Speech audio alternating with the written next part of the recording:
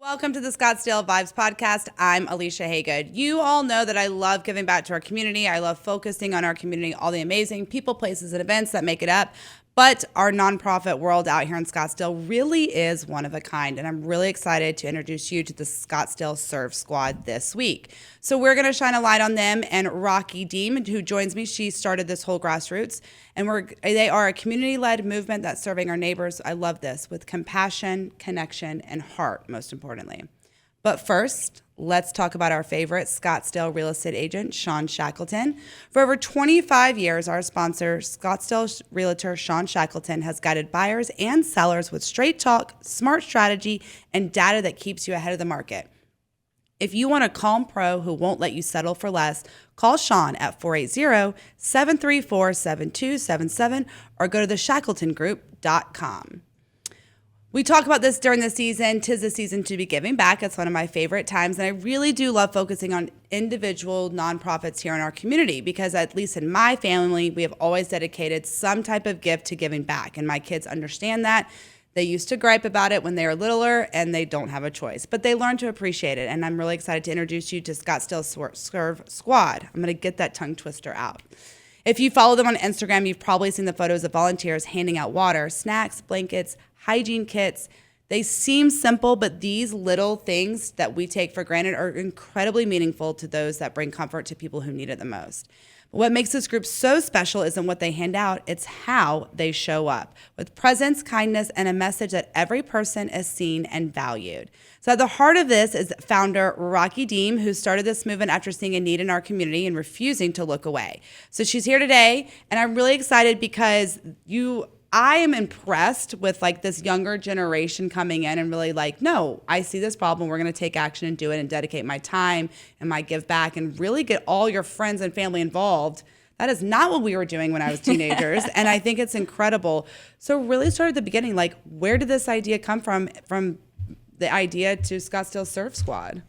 Oh, well, Alicia, thank you so much for having me. I'm so happy to be here and really representing Scottsdale Serve Squad. So I can't take all the credit for this. That's just it, right? Yes. It really just was a community-based thing that kind of just evolved. It was actually me and one of my long-term friends. Her name is Nicole. And we were just like, hey, we just want to start giving back to the community and really just giving in any kind of way that we can. Yeah. So she actually started it, and she's like, oh, we're wanting to do a little bit of homeless feeding or do, house building or different things like that. And then more people wanted to come, and then more people wanted to come. And we're like, do we have a group?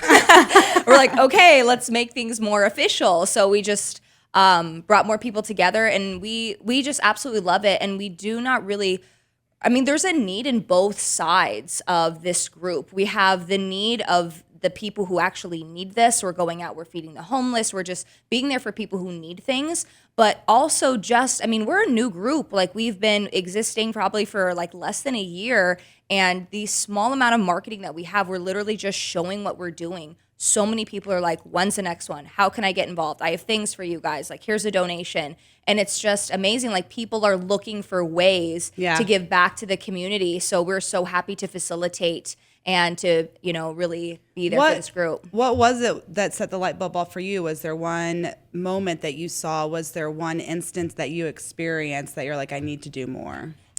Not necessarily. It was more just kind of just a heart posture of just let's just give back to our community. Why not? You know, I feel the same way. Yeah, but. Yeah, and it was just and me and my friend, Nicole, we go to the same church, and we're just well, how can we just, share God's love in different areas of the community and just in our lives? And we're like, well, let's just do something simple. So it started with just a couple of girlfriends. It was just me and two, I think there was 4 of us total. Yeah. We just all went to Costco on a random Saturday after we did a run club together and just got a bunch of Gatorade and food and snacks, and then just headed on over to downtown. And then we just, showed people online, yeah, this is what we did. And people were like, are you doing it again? Can we come? We're like, sure. The more the merrier. So then more people started to come. And now when we have our groups, there's a bunch of random people I don't know who they are. And they're just we're here to serve. I'm like, great, so it's awesome. What is Scottsdale Serve Squad? It's just a community-based community that's just here to give back to other people. So a lot of the things that we have been doing is we have been doing a lot of outreach as far as like the homeless in downtown Phoenix. There's a huge problem for that. So of course we're not solving any major big problems, but we're providing relief to people and just areas of people that nobody really turned to. So we're just there just to provide hope, love, peace, and just to know and just to really spread the message that somebody cares and somebody sees you. So we started doing that, and we're going to be doing more things for Thanksgiving and for Christmas and just other things that the community needs a little love in. We're there to provide support and share some love. Talk about how you operate. You're very organic on your marketing and growth, very word of mouth, as you were just saying, which is amazing. Social media is huge.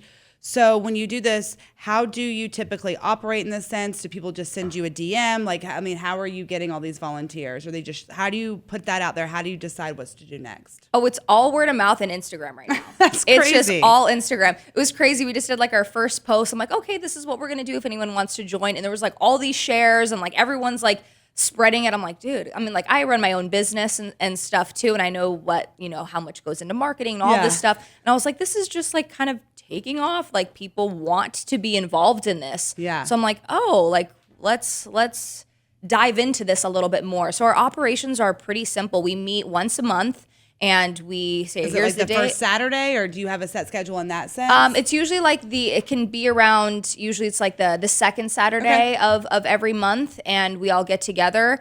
And I mean, it's especially in the summer here in Arizona, it's easy to know what we should be doing. We just hand out cold water and everyone's like, oh my gosh. No, our favorite thing is when we go down to downtown Phoenix, we take cold towels and we put them in cold water and then we put it around people's necks. Oh my gosh, you just see the instant relief in somebody's face. They're like, thank you. Like, you're welcome. Like it's so hot. So we meet once a month and then we have a month to plan on for the next one. And so depending on different times of the year, that's what we do. And what's also been amazing too is we've also been able to collaborate with other people as well, like that are already doing stuff. It's already gaining traction from that. Like there's this woman, Jenna, she's been running a food drive for Thanksgiving for 5 years now. She saw the post on TikTok, reached out, and she's like, hey, do you want to join forces? I was like, abso-freaking-lutely. So we're joining forces, and now we're going to be able to most likely hit the goal of having 900 food boxes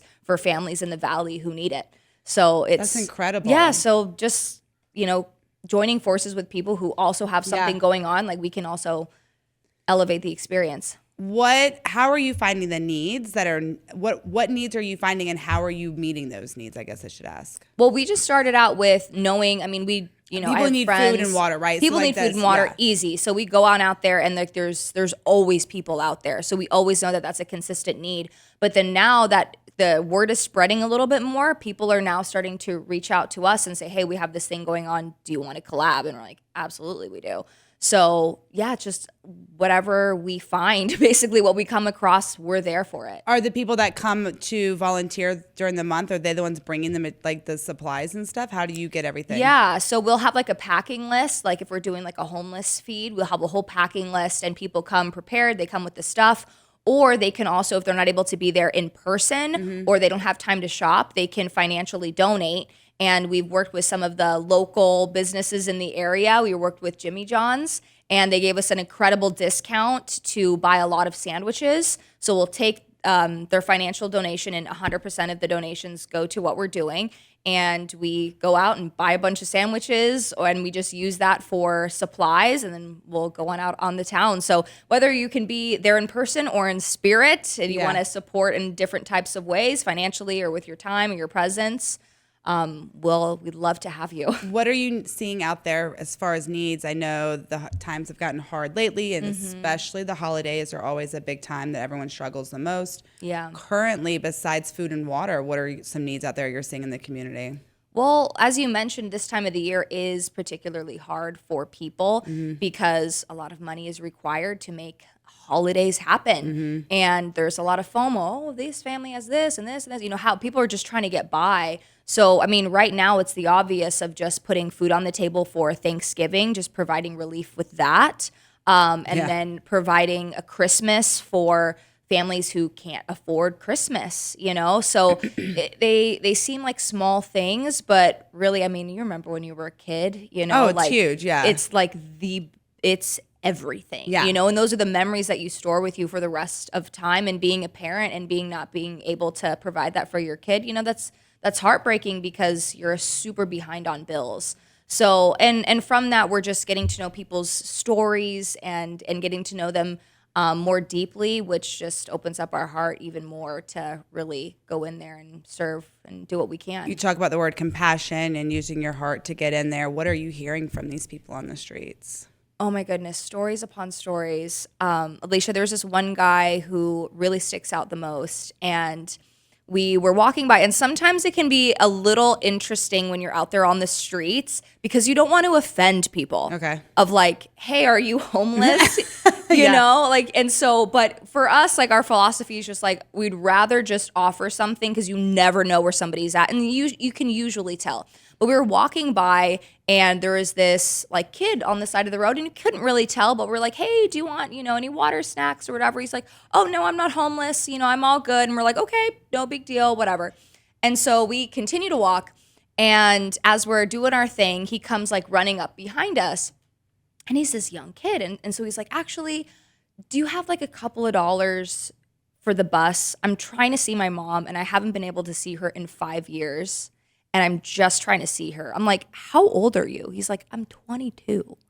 I'm like, you're 22. His name was Chase. Wow. And he wasn't homeless, but basically homeless. He lived at like a drug rehab center that was like really close. So he doesn't really like called halfway house. Yes, it's like a halfway house, and you could tell that he is in rough shape, and like he's not loved and cared for, And so he's just like, I'm just trying to go see my mom, and he's like, I don't have like $5 for a bus ticket and whatnot. So we were just like, and of course that just cracks open your heart, and you're like, whether you're using this for your bus ticket or not, like you just need somebody to know that we see you, that we're here for you, that we care for you. So we gave him money for a bus ticket and we just prayed over him. And he just was like so incredibly thankful and grateful that somebody was just there, looked him in the eyes and say, we care. Yeah. And so that was, that sticks out because it's like, this is an individual story. We're not here just as transactions, although people do need transactional things. They need basic things.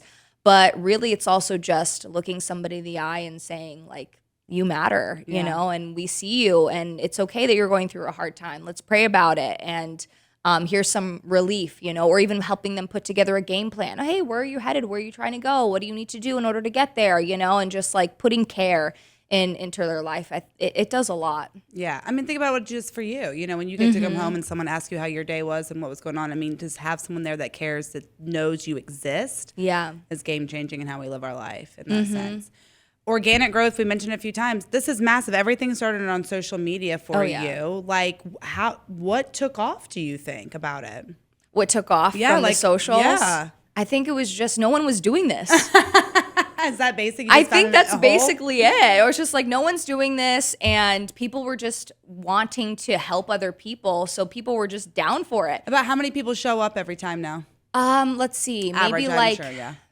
maybe at this time, maybe like 15 or 20. Okay. So it's still it's a solid group there. I mean, it started from just like 2 people, then grew to 4 girls, and then we're like, oh yeah, more people can come if you want. And so, it's a solid little group. So we're at the place right now where we're trying to like systemize everything more too. We're putting together a website and easy ways for people to donate if they want to donate financially.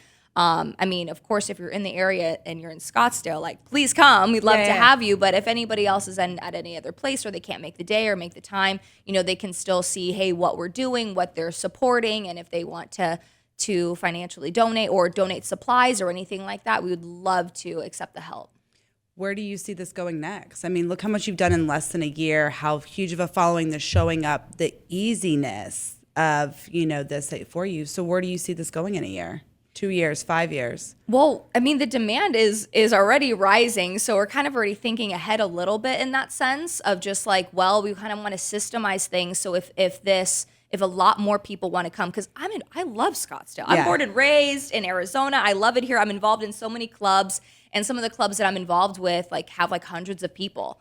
And I'm like, okay, we can do it. Yeah, like if that's, where we're heading, like we got to hold that space, and we just have to create some systems in order to back that up. So luckily we have one of the guys on our team. His name is Reef, and he does he's an operations god. And so he's like, oh, we're going to systemize this, or we're going to do this. And I'm like, oh my God, yes. So it's so fun. We have like people and everybody wants to contribute, which is awesome, because we have like people like me and my friend Nicole, we're like very much heart focused. And then like we have my friend like Reef will come in, and he's like very brain focused and like analytical. I'm like, great. I'm like, it's a good team you're creating. It's a great team, So anyone who wants to help and build and like building this or creating systems and structure so it can hold more people, like we are open to ideas and the support for more support for the community. Well, so that's it's like what I was a going to ripple ask effect. is like, maybe someone doesn't have the time on that Saturday to donate or, to give back that time. What else can you do? You're looking for help. How do people find you and reach out to you? I mean, they can DM us on Scottsdale Surf Squad's Instagram page. That's the main place right now. Like I said, we're building a website for it because people are wanting to know more about it. Yeah. But yeah, they could also just financially donate as well, or donate supplies. I mean, that's probably the easiest thing. If they want to help, like we have a whole plan of all the things that we specifically need for people, the time, the bulk, all of that stuff. So the easiest thing that they could do if they want to donate, then we 100% use all of the funds to contribute to what we're doing. That's exciting. So where do you see yourself now for this next month coming up? Where can we help? Well, we have this upcoming Sunday. We have the Thanksgiving drive, which is the collab that I was telling you about with our new friend Jenna, who found me on TikTok, which is amazing. So we are doing we're bringing food boxes for Thanksgiving. So everybody's bringing a packing list. So we're going to the store, everybody's grabbing all the things, and then we are putting together all the boxes. And then she actually has a lineup of families who need this. So they're coming by her house, and then we get to contribute and give them the boxes and give that heartfelt hug, and be like, they happy Thanksgiving. And then a lot of those people will probably be back because they're in the same financial type of situation for when we do things in December, which is going to be for Christmas. So we're going to be doing stocking stuffers. Very so cute. we're going to take big old stockings, and we're going to fill them up with exactly what these families need and give it to a family who we know is going to use every inch of it. I love that. Well, congratulations on your huge success so quickly. And to all of you out there is more room to get involved. So please find them on Instagram at Scottsdale Surf Squad. We'll have the information in the description of this episode and on our YouTube channel as well. So if you want to get involved, whether volunteering, donating, or bringing the supplies, just reach out to Rocky and her team. We love our sponsors, and Jeremy Mueller is a big give back proponent here in the community. Life in the desert moves fast, from sunrise hikes to sunset dinners. And when it comes to protecting what matters most, you need someone who knows Scottsdale like you. That's Jeremy Mueller Insurance. Since 1999, Jeremy's been creating personalized coverage for Arizona families and businesses, from home and auto to life and beyond. Reliable, local, and always on your side. Visit jeremymueller.com or call him at 480-515-5223 and let him get you covered. Well, if you're not busy helping the Scottsdale Surf Squad, there are other things to do here in Scottsdale. Go check out the Scottsdale's Quarter Holiday Festivals featuring dazzling lineup of concerts, community giving, and festive all season long. You can find out information on scottsdalequarter.com. And of course, Christmas at the Princess is happening through January 3rd. It's its 16th season. It is a beautiful evening, lots of fun for the family or date night or friends or anything in between. And of course, the Barrett-Jackson Car Show is coming up after the holidays, so go ahead and get your tickets because that's the kickoff to the 2026 season. Have a wonderful week, Scottsdale. Keep vibing, and I'll see you around town.